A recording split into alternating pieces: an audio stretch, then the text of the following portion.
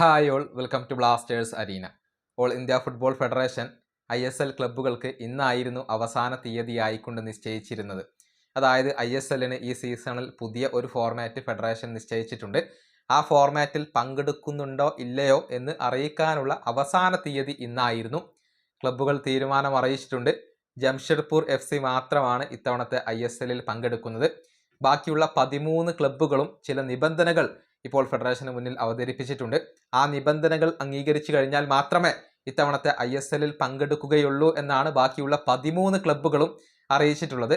Marcus Margulao അതുപോലെ തന്നെ ആശിഷ് നേഗി എന്നിവരൊക്കെ ഇക്കാര്യം റിപ്പോർട്ട് ചെയ്തിട്ടുണ്ട്.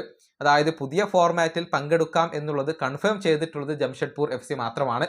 ബാക്കിയുള്ള 13 ക്ലബ്ബുകൾ ഫെഡറേഷനോട് പറഞ്ഞത് ഇങ്ങനെയാണ്: ഫിനാൻഷ്യൽ റെസ്പോൺസിബിലിറ്റിന്റെ കാര്യത്തിലും അതുപോലെ തന്നെ കോസ്റ്റ് അലോക്കേഷന്റെ കാര്യത്തിലും ടൈം ബോണ്ടിന്റെ കാര്യത്തിലും അതുപോലെ തന്നെ ലോങ് ടേം റോഡ് മാപ്പിന്റെ കാര്യത്തിലും ഗവൺമെന്റ് സപ്പോർട്ടിന്റെ കാര്യത്തിലുമൊക്കെ ഒരു ക്ലാരിറ്റി തങ്ങൾക്ക് ലഭിക്കേണ്ടതുണ്ട്.